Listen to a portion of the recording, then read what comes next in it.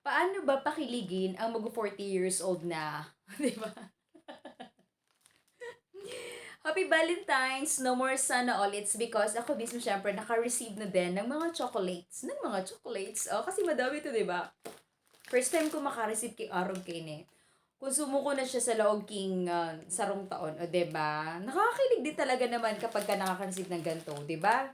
Thank you so much po sa iyo. O 'di ba? Kung nanindo, syempre wag man ako kaya.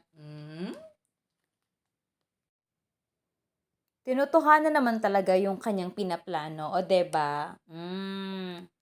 Very good, 'di ba? Ay kinikilig naman ngayon syempre ang mag-40 years old nang ito. Pahiling daw kaini. Ano ba tong naanditong block na yan? Ay! Yee. Mm. Kaya kita nagtataba kaini. 'Di ba? Hihi. Hindi naman totoo tong binigay na rose, pero still at least naalala niya. 'Di ba? Hihi.